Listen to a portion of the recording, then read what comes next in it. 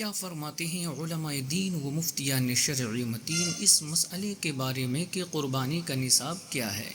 میری ملکیت میں صرف 1 سے 1.5 تولہ سونا ہے، اس کے علاوہ چاندی یا رقم وغیرہ کچھ بھی میری ملکیت میں نہیں ہے، یہاں تک کہ روزمرہ کے اخراجات کے لیے بھی پیسے نہیں ہیں، تو کیا ایسی صورتحال میں مجھ پر قربانی لازم ہوگی؟ بسم اللہ الرحمن الرحیم۔ الجواب بعون الملک الوہاب، اللہم ہدایت الحق والصواب۔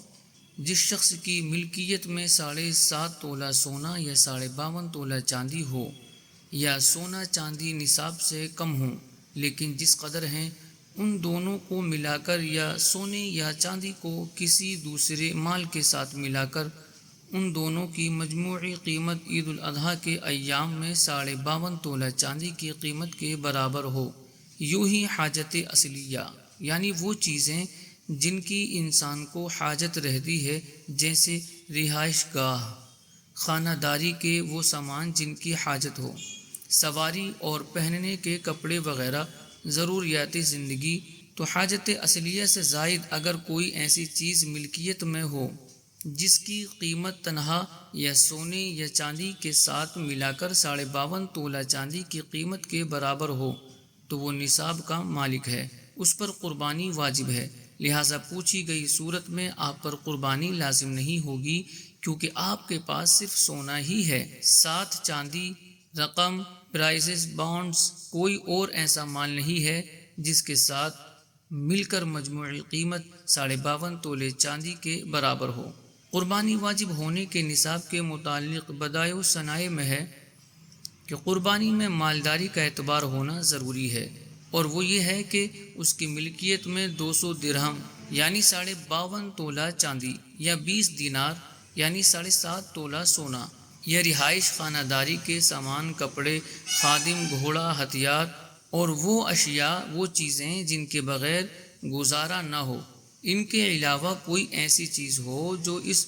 200 درہم یا 20 دینار کی قیمت کو پہنچتی ہو، اور یہی صدقہ فطر کا نصاب ہے۔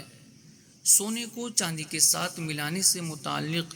تبین الحقائق میں ہے کہ سونے کو چاندی کے ساتھ قیمت کے اعتبار سے ملا کر نصاب مکمل کیا جائے گا، کیونکہ یہ آپس میں ہم جنس ہیں۔ سیدی اعلی حضرت امام اہل سنت مولانا الشاہ امام احمد رضا خان علیہ رحمۃ الرحمن فتاوی رضویہ شریف میں فرماتے ہیں، قربانی واجب ہونے کے لیے صرف اتنا ضرور ہے کہ وہ ایام قربانی میں اپنی تمام اصلی حاجتوں کے علاوہ 56 روپیے یعنی اعلی حضرت علی رحمہ کے دور میں رائج چاندی کا نصاب، تو 56 روپیے کے مال کا مالک ہو، چاہے وہ مال نقد ہو یا بیل، بھینس یا کاشت۔ کاشتکاری کے حل، بیل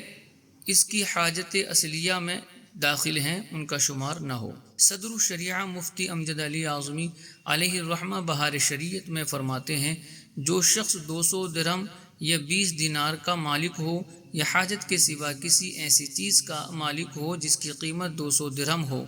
وہ غنی ہے، اس پر قربانی واجب ہے۔ حاجت سے مراد رہنے کا مکان اور خانہ داری کے سامان جن کی حاجت ہو، اور سواری کا جانور، اور خادم اور پہننے کے کپڑے، ان کے سوا جو چیزیں ہوں وہ حاجت سے زائد ہیں۔ یہ بات ذہن نشین کر لیجئے، بہت سے لوگ اپنی حاجت اصلیہ سے زائد مال کو شمار کرنے میں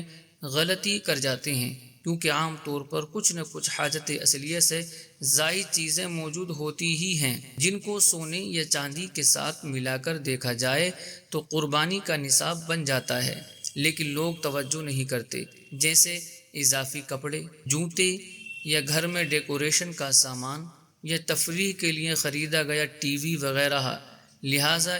ان چیزوں کا ضرور خیال رکھا جائے اور کسی عالم دین سے مل کر معلومات کر لی جائے۔ واللہ اعلم تبارک و تعالی ورسولہ اعلم، صلی اللہ علیہ وسلم۔